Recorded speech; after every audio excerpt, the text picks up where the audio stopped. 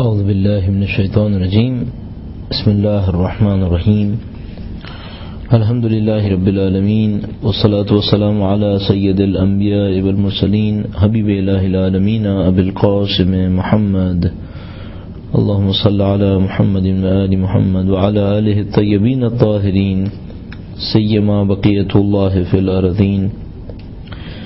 ماہ رمضان کے 15ویں دن کے لیے اہل بیت اطہار علیہ السلام نے یہ دعا ارشاد فرمائی ہے: اللہم ارزقنی فیہ طاعۃ الخاشعین واشرح فیہ صدری بانابۃ المخبتین بامانک یا امان الخائفین۔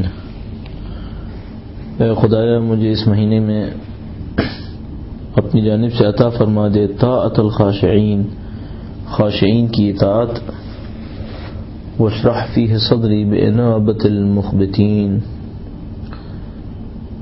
اور اس مہینے میں میرے سینے کو وسیع کر دے کہ میں تیرے پرہیزگار عبادت گزار بندوں کی ذرا عبادت کروں۔ بِأَمَانِكَ یا امان الخائفین، تجھے تیری پناہ کا واسطہ اے خوفزدہ لوگوں کو پناہ دینے والے۔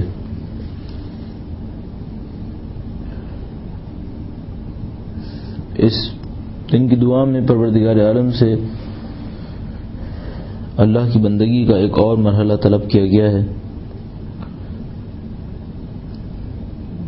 اگر پوری کائنات پہ نظر دوڑائیں تو آپ دیکھیں گے کہ سوائے انسان کے کوئی مخلوق ایسی نہیں ہے جو اللہ تعالیٰ کی نافرمانی کر سکے۔ یوں تمام مخلوقات نے اطاعت کرنی ہی کرنی ہے، آسمان، زمین، ستارے، سیارے، ان تمام میں سے کسی میں جرأت نہیں ہے کہ وہ پروردگار عالم کے مقابلے میں نہیں کریں، ان کو ارادہ دیا ہی نہیں گیا۔ اب ایک اطاعت وہ اطاعت ہے جو یہ بے جان مخلوقات، کم از کم بظاہر بے جان مخلوقات انجام دے رہی ہیں۔ ایک وہ اطاعت ہے کہ جو کچھ بندے انجام دیتے ہیں لیکن اس اطاعت کے ساتھ ساتھ اندر سے اللہ کی نافرمانی کا جذبہ بھی کار فرما ہے۔ اطاعت تو کرتے ہیں لیکن اطاعت کے باوجود دل میں خاضع و خاشع نہیں ہے۔ گویا مولا نے جو 3 کیٹیگریز انسانوں کی بنائی ہیں، بیان فرمائی اپنی حدیث کے اندر کہ کچھ لوگ جنت کی خاطر اللہ کی اطاعت کرتے ہیں، بندگی کرتے ہیں، کچھ لوگ دوزخ کے خوف سے اللہ کی بندگی کرتے ہیں، گویا اس قسم کے لوگ ہیں۔ اطاعت ہے لیکن اطاعت وہ اطاعت نہیں جو پروردگار عالم نے انسان کے کمال کے لیے تجویز فرمائی ہے۔ ایک اطاعت وہ ہے جو اللہ کا خاضع و خاشع بندہ اطاعت انجام دیتا ہے، جیسے کہ یہاں پر فرمایا گیا کہ اے خدایا ہمیں اس مہینے میں خاشعین کی اطاعت عنایت فرما دے۔ خاشعین کی اطاعت کس قسم کی ہے؟ جن کے دل اللہ کے سامنے جھکے ہوئے ہیں۔ خضوع اور خشوع انسان کے اندر وہ صفت ہے جس کے تحت انسان کا ضمیر پروردگار عالم کے سامنے جھک جاتا ہے، پوری توجہ کے ساتھ، پورے احترام کے ساتھ خدا متعال کی بندگی کو تسلیم کر لینا۔ اگر ایک دفعہ یہ حالت خضوع اور خشوع انسان کے اندر آ جائے،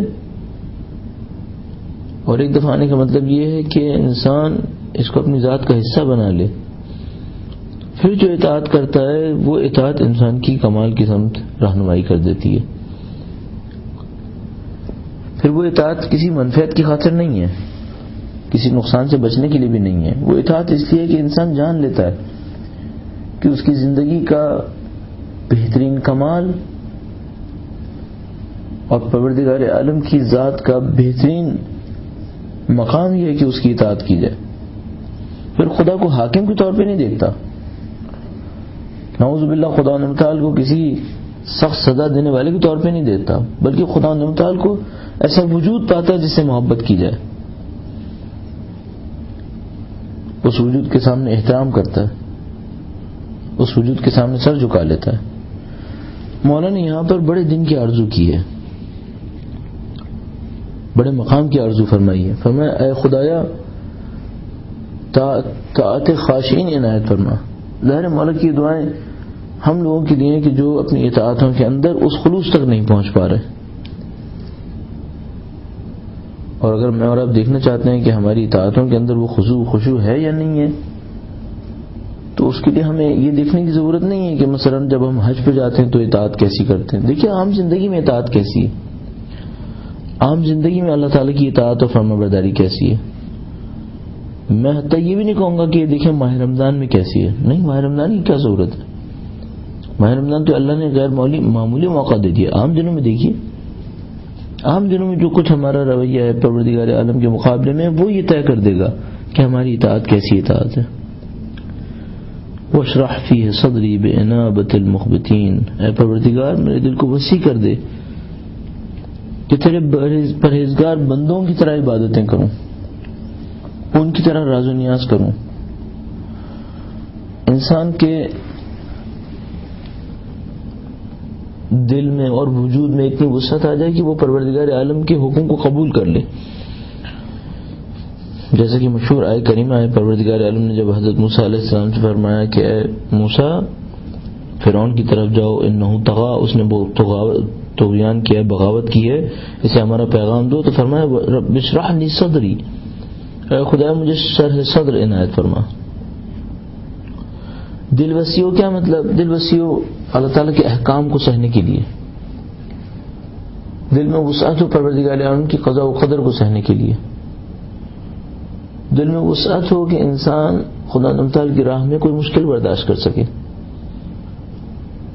یہاں پہ مولانا دعا فرمائی کہ اے خدایا میرے دل کو وسیع کر دے، سینے کو وسیع کر دے، بِإِنَابَةِ الْمُخْبِتِينَ، تیرے عبادت گزار بندوں کی راز و نیاز کے ذریعے.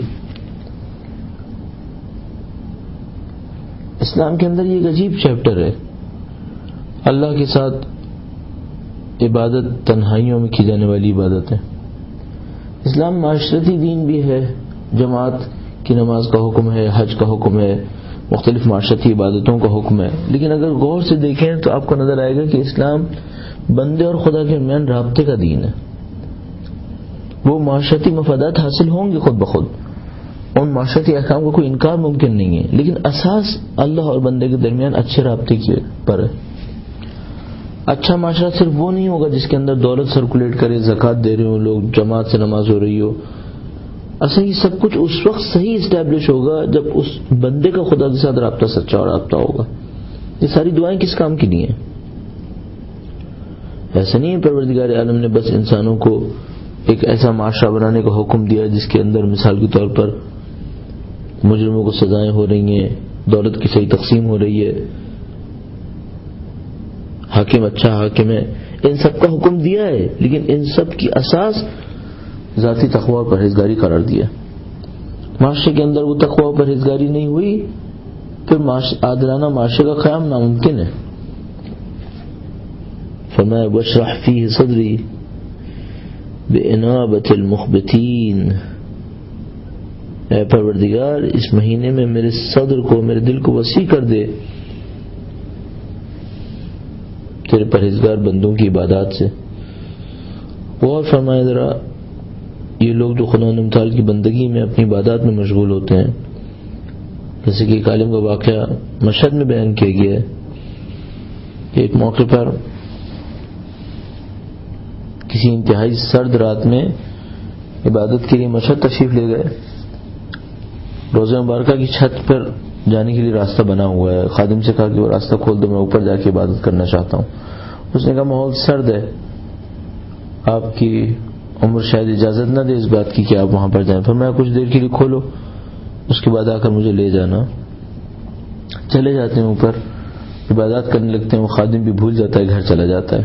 صبح کے قریب اس کو یاد آتا ہے کہ میں ان کو اوپر چھوڑ آیا اور نیچے پھر کوئی نہیں لایا ہوگا. پریشان ہوتا ہے، سوچتا ہے کہ اب تک فوت ہو چکے ہوں گے. کہتا ہے میں دروازہ کھول کے اوپر گیا، اوپر جا کے دیکھا تو ایک عجیب منظر تھا. وہ بزرگ رکوع کی حالت میں تھے اور کہتا ہے ان کی کمر کے اوپر برف جمی ہوئی تھی اور وہ اسی طرح رکوع کی حالت میں ذکر فرما رہے تھے. اللہ نے کیسے ان کو عبادت کے اندر لذت دے دی. مولا نے کہا خداوندہ میرے دل کو اتنا وسیع کر دے ان عبادتوں کی لذتوں کو میں بھی احساس کروں. ظاہر مولا تو وہ عبادتوں کی لذتوں کو احساس کرنے والے ہیں کہ عصر عاشور سجدہ فرما رہے ہیں. عصر عاشور رضن بقضاء تسلیما لامرک کی ندا آ رہی ہے. پیغام ہمارے لیے کہ اس ماہ مبارک رمضان میں نصف تک پہنچتے پہنچتے جو مولا امام حسن مجتبیٰ علیہ السلام کی ولادت مبارک کا دن ہے، ہمارا دل اتنا وسیع ہو چکا ہو کہ اللہ کی عبادت کی لذت ہمیں آنے لگی. بے امانک یا امان الخائفین، تجھے تیری پناہ کا واسطہ اے خائف لوگوں کو پناہ دینے والے. کس کی پناہ چاہیے ہوگی ہمیں اپنی زندگی کے اندر؟ بدقسمتی سے چونکہ ہماری زندگی میں مصنوعیات حاکم ہیں تو اب ان موضوعات کی طرف بہت زیادہ توجہ نہیں ہے. چاہے وہ لوگ ہوں کہ جو مسلمان ممالک میں زندگی گزار رہے ہیں، چاہے وہ لوگ ہیں جو باہر کسی اور ملک کے اندر زندگی گزار رہے ہیں، زندگیوں کا محور اسی مادہ پرستی کے اندر گھوم رہا ہے. اور مادہ پرستی میں گھومنے کی وجہ سے وہ جو حقائق اسلام تھے، دین کے حقائق تھے، وہ ہماری نظروں سے پنہاں ہو گئے، اوجھل ہو گئے. کوئی قدرت ہے ہی نہیں پروردگار عالم کے سوا، کوئی طاقت ہے ہی نہیں اس کے سوا، تو پناہ کہاں سے ملے گی؟ کس سے درخواست کی جائے؟ آج ہمارا یہ عالم ہو گیا ہے کہ ہم ظالموں سے پناہ مانگنے کو تیار ہیں، جابروں سے پناہ مانگنے کو تیار ہیں، جان کے خوف سے اس مقام سے اس مقام پہ جانے کو تیار، لیکن یہ بات سوچنے کو تیار نہیں کہ پناہ خدا نے متعال دینے والا ہے. میں نہیں کہہ رہا کہ ہم خدا نے متعال سے پناہ مانگیں جس کا مطلب یہ کہ اپنی جان کی حفاظت نہ کریں. نہیں، جان کی حفاظت کریں، لیکن جان جانے کے خوف کو اپنی زندگی میں کے خاتمے کا سبب قرار نہ دیں کہ جان جانے کا خوف ہمارے سر کے اوپر اتنا مسلط ہو جائے کہ ہم ہر چیز کو بھلا دیں.